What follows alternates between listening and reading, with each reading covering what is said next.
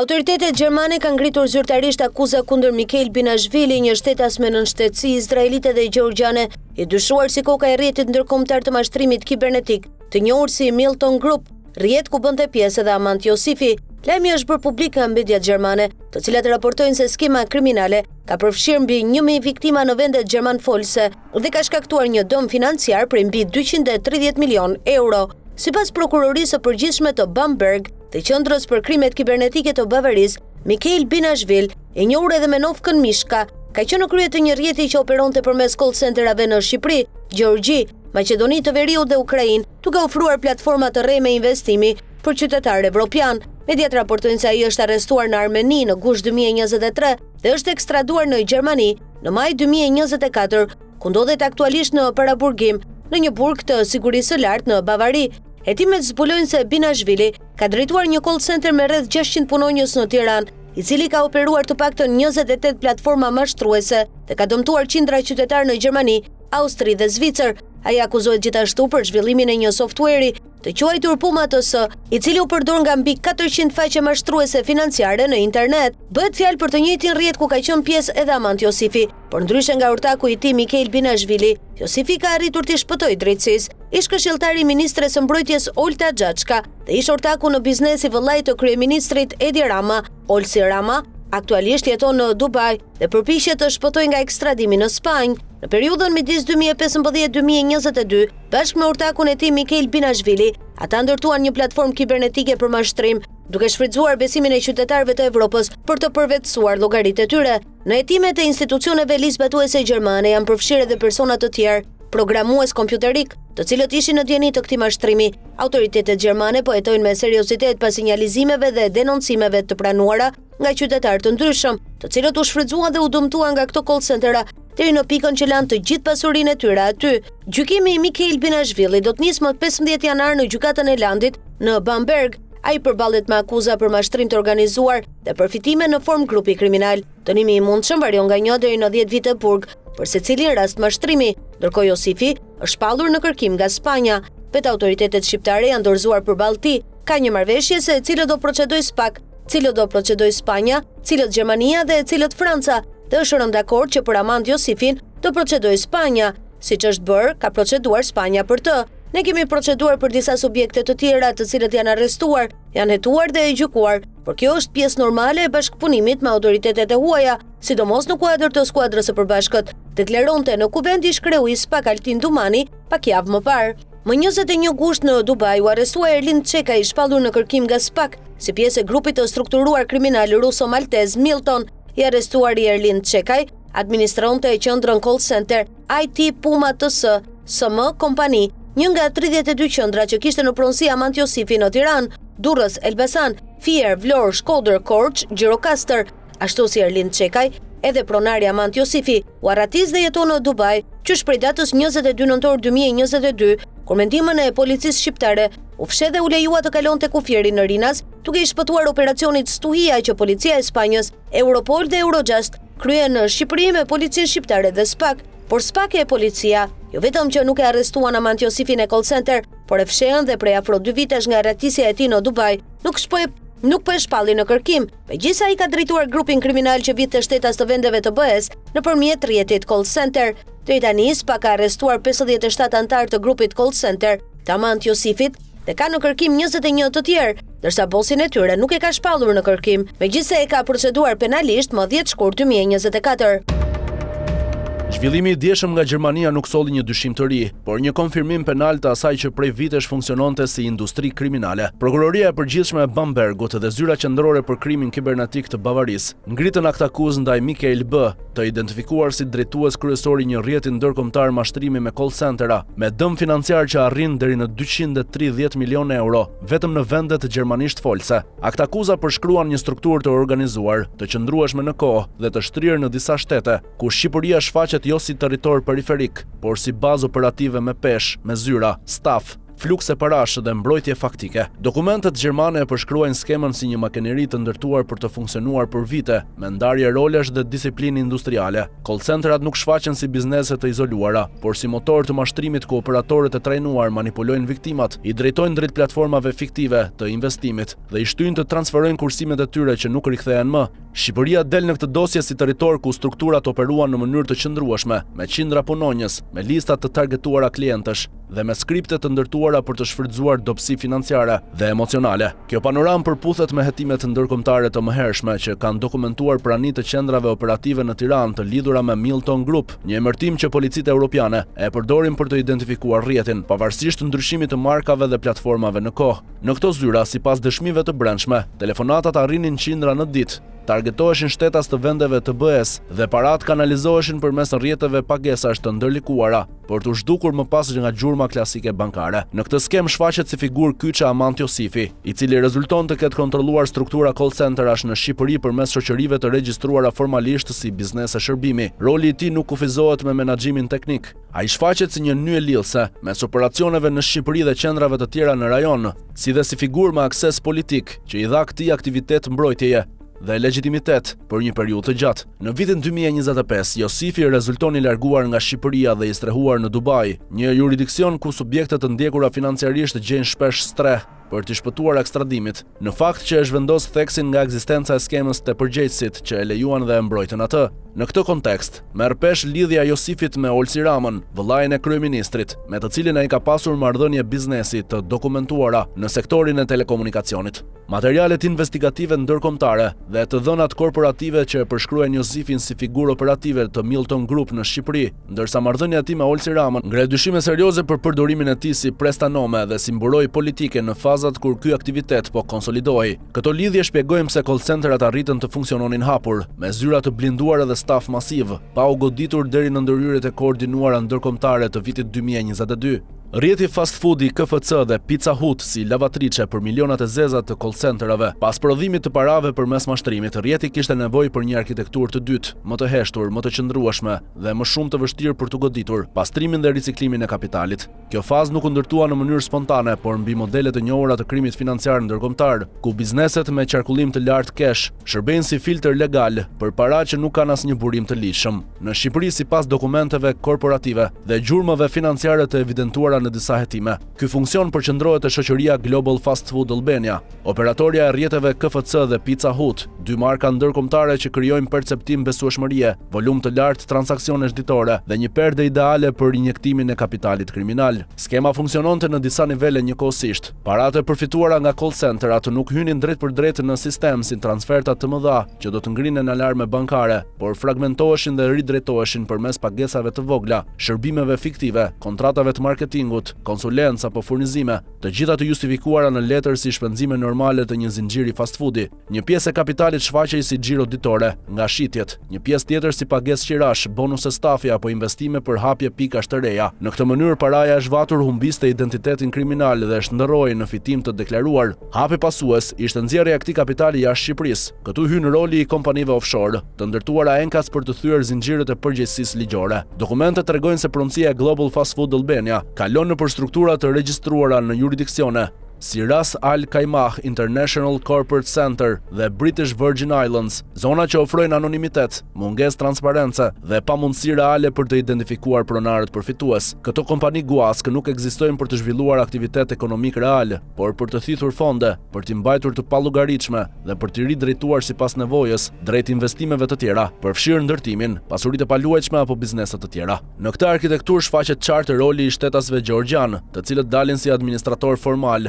aksionar nominal dhe përfaqësues të këtyre kompanive offshore. Emra që shfaqen në dosje të ndryshme ndërkombëtare të mashtrimit që lidhen me rrjetin Milton, shfaqen edhe në dokumentacionin e strukturave që kontrollojnë fast foodin në Shqipëri. Këta individ funksionojnë si tampon ligjor, duke mbajtur në letra pronësinë dhe përgjegjësinë, ndërkohë që kontrolli real mbetet i fshehur. Ky model i përdorur gjerësisht në skema mashtrimi dhe të pastrimit të parave në Evropën lindore dhe Kaukaz garanton që edhe nëse një hallk goditet, zinxhiri të mos shembet. Pastrimi i parave nuk ndalej te ushqimi i shpejt. Fast foodi shërbente si fazë tranzitore. Nga ky kapital kalonte në kompani ndërtimi, shoqëri shërbimesh apo investime të tjera që krijojnë pasuri afatgjata. Çdo hap shoqërohej me dokumente, kontrata dhe bilance që në letër dukeshin korrekte, por që në thelb mbulonin një burim të vetëm, paratë e mashtrimit të qytetarëve evropian. Ky mekanizëm krijoi një qark të mbyllur dhe të vetëmbrojtur. Call centerat prodhojnë kapitalin kriminal, zinxhirët e fast foodit e përthithin dhe normalizojnë. Offshore-et zhdukin gjurmën e pronësisë, ndërsa lidhjet politike garantojnë kohë, qetësi dhe mungesë ndërhyrjeje.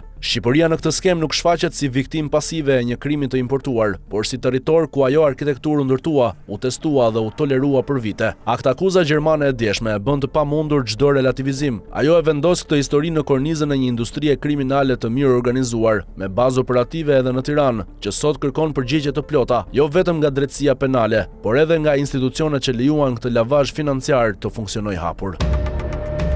Ditën e mërkurë, gjykata kundër korrupsionit dhe krimit të organizuar la në fuqi vendimin e SPAK për sekuestrimin e telefonit dhe kompjuterëve zyrtare privat të drejtoreshës së antikrimit kibernetik në Policinë e Shtetit, Ervina Gjana. Sekuestrimet në Zyrë dhe Ebanes ju bën 2 javë më parë në kuadër të hetimit për lidhjet e saj dhe të bashkëshortit Renato Ristic me grupin mafioz Agasi, të cilit dyshohet se i jepte informacione nga sistemi Teams për aksionet e policisë dhe të dhëna konfidenciale që vinin nga agjencitë partnere të SBA-s dhe EBS.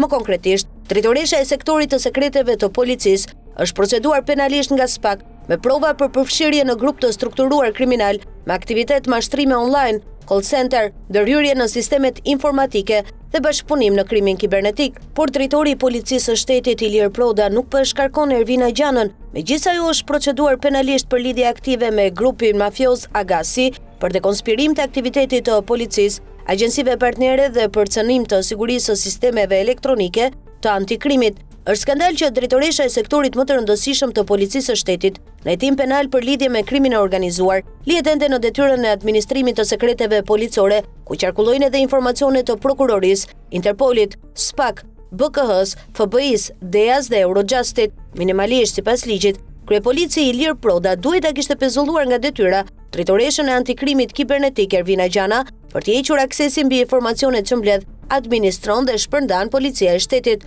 Mosveprimi i Ilir Prodës e thellon edhe më tej skandalin sepse drejtoresha Ervina Gjana, përveç përfshirjes në grupin mafioz Agasi, ka edhe dosje të tjera penale në Prokurorinë e Tiranës, SPAK dhe Agjencinë e Mbikëqyrjes Policore.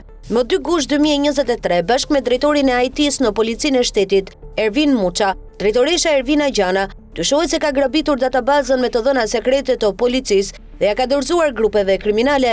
Konkretisht, janë marrë të dhëna për hyrje dalje të personave në pikat kufitare, dokumente biometrike, generalitete, ngjarje kriminale, aksione policore, dosje hetimore, emra informatorësh, persona në gjurmime e kërkim, si dhe komunikime e raporte sekrete. Më 30 maj 2014, kur Ervina Gjana ishte specialiste IT-e në drejtorinë e Policisë së Shtetit, SHQBA, e kallzoi në prokurori dhe e pezulloi nga detyra, pasi kishte vjedhur harddiskun e kompjuterit zyrtar, ku ruheshin të dhënat tepër sekrete. Megjithatë, përmes ndikimeve politike dhe lidhjeve me krimin, çështja penale u pushua. Ervina Gjana u rikthye në polici dhe më pas u emërua drejtoresha antikrimit kibernetik, tashmë sërish e proceduar penalisht nga SPAK për veprimtari të ngjashme.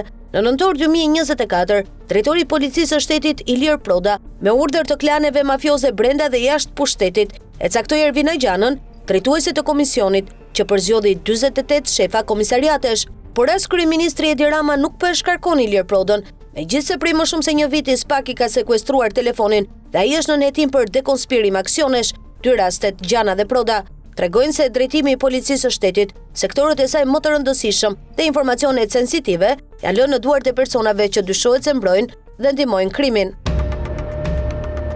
Ish drejtori i Byros Kosovare të Sigurimeve Sami Mazreku, i denoncuar prej kohësh nga pamfleti bashkë me ish drejtorin e financave në BKS, Balon Berisha, dyshohen duke kërkuar para qytetarëve të ndryshëm në emër të sigurimeve në vlera mijëra euro. Betimi për drejtësi merr vesh se nga këto para, qytetarët, një pjesë të tyre, dyshohet ua kenë dhënë vetë atyre në kesh. Mazreku dhe Berisha u arrestuan në aksionin që po zhvillohet nga krimet ekonomike të policisë së Kosovës me prokurorinë themelore në Prizren. Operacioni ka nisur në orët e ershme të mëngjesit dhe është drejtuar nga 8 prokuror në udhëheqjen e kryeprokurorit të Prizrenit, Petrit Kryeziu. Në listën e të dyshuarve janë 45 qytetarë, si dhe drejtori ekzekutivi i BKS dhe drejtori i financave. Ata dyshohen për përfitime të kundërligjshme mes keqpërdorimit të pozitës zyrtare dhe shkeljes së besimit. Sipas dyshimeve të hetimeve, rolin kryesor në dëmin që pretendohet se i është shkaktuar buxhetit të BKS-s në vlerë mbi 1 milion euro e kanë pasur 2 ish zyrtar të lartë të kësaj byroje, Sami Mazreku, ish drejtor ekzekutiv, dhe Valon Berisha, ish drejtori i financave. Hetimet tregojnë se të dyshuarit kanë marrë të dhënat e 45 llogarive bankare të qytetarëve, përmes të cilave janë transferuar mjete financiare nga BKS, duke u bazuar në marrëveshje të parapërgatitura. Nga këto transaksione, Mazreku dhe Berisha dyshohet se kanë përfituar mijëra euro. Po ashtu, sipas dyshimeve, ata kanë identifikuar qytetarë të përfshirë në aksidente trafiku, të cilëve u janë transferuar para me arsyetimin e kompensimit të dëmeve. Me këta persona janë lidhur marrëveshje sipas të cilave një pjesë e vogël e mjeteve u është lënë qytetarëve, ndërsa pjesa më e madhe e shumave të transferuara dyshohet se ka përfunduar tek 2 ish zyrtarët e BKS-s. Në kuadër të këtij operacioni, prokuroria e Prizrenit ka nisur bastisje të shumta në pronat e ish drejtuesve të Byros Kosovare të Sigurimeve. Bastisjet përfshin pronat e Sami Mazrekut dhe të paktën një ish zyrtari tjetër të BKS-s. Dyshimet kryesore të këtij operacioni lidhen me manipulime të mundshme në procesin e kompensimit të dëmeve, ndërsa hetimet janë ende në zhvillim. Inspektoriati i lartë i deklarimit dhe kontrollit të pasurive në vend që të ishte një institucion pararojë në luftën kundër korrupsionit, është kthyer prej disa vitesh në mburojtje të pasurive të paligjshme të pushtetarëve, produkte të parave të pista. Referimet në organin e akuzës kanë rënë me rreth 70%, rënje që reflektohet edhe në raportet vjetore të ILDKPK-s në kuvend. Nuk kemi të bëjmë thjesht me dështimin e një institucioni që paguhet nga taksapaguesit shqiptar dhe për cilin kanë investuar miliona euro SBA dhe BE.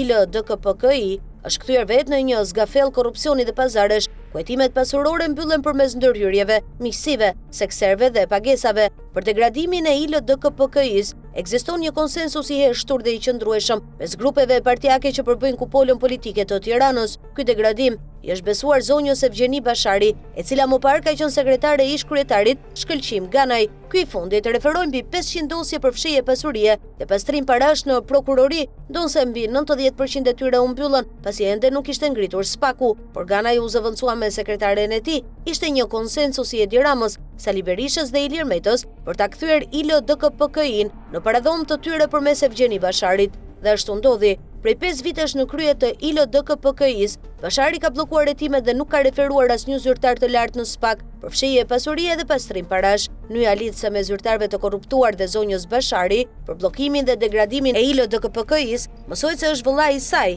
Knidi Bashari, në rolin e mentorit dhe sekserit. Pesha e tij u rrit në vitin 2020, pasi e motra u zgjodh në krye të institucionit. Madje Knidi Bashari konsiderohet edhe si kryetari real i ILDKPK-s. Çdo zyrtar që ka ndonjë problem me fshehjen e pasurive vihet në kontakt me Knidi Basharin, i cili ofron zgjidhje kundrejt tarifave të korrupsionit. Knidi Bashari është zyrtar i lartë në Ministrinë e Financave, kur ministër ishte Arben Ametaj. Paratë e përfituara nga kjo skem korrupsioni me ILDKPK-in, që drejtohet nga e motra, investon në pasuri të paluajtshme dhe në kompani të skeduara nga FBI-a për krime kompjuterike. Krahas kapjes së ILDKPK-s dhe shndërrimit të saj në instrument fitimi, Knidi Bashari nisi të trokase edhe në dyert e institucioneve publike, duke u vetë prezantuar si këshilltar në kryeministri për digitalizimin, pozicion ky që i siguronte akses dhe marrëdhënie e bashkëpunimi me drejtuese titullar institucionesh, pasi digitalizimi i shërbimeve është prioriteti i qeverisë. Depërtimi dhe lëvizjet e tij në përzyrat e institucioneve si këshilltari i Ramës do kujtojnë historinë e famshme të Grigori Rasputin,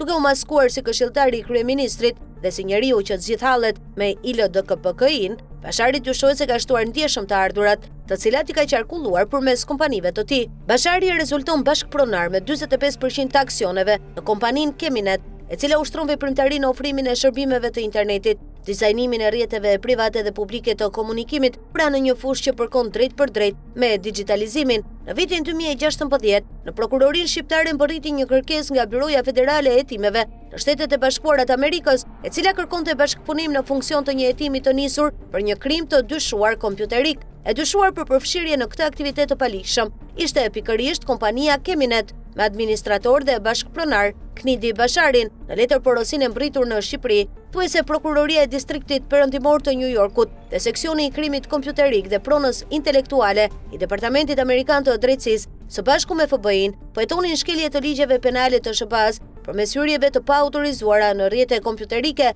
interceptimit të kredencialeve të përdoruesve, sulmeve të koordinuara për bllokimin e shërbimeve dhe krijimit të mekanizmave infektues nga hetimet paraprake, kishte rezultuar se një nga adresat që lidhej me këtë aplikacion të dëmshëm çonte në një server që ndodhej në Shqipëri. Adresa figuronte e regjistruar me të dhënat Knidi Bashari, Keminet, Ltd, ndërkohë që institucionet ligjzbatuese shqiptare ju përgjigjen pozitivisht kërkesës së FBI-s për bashkëpunim. Knidi Bashari ushtronte funksionin e këshilltarit të ministrit të financave. Në vijim, Bashari, krahas funksionit publik, rolit si sekser dhe këshilltari Remi Edi Ramos, shtoi aksionet në kompaninë Keminet, e cila nisi të përfitonte dhe fonde publike përmes tenderve në konflikt të hapur interesi. Aktualisht, Knidi Bashari mban pozicionin e kryetarit të bordit administrimit ekonomik financiar të Radio Televizionit Shqiptar.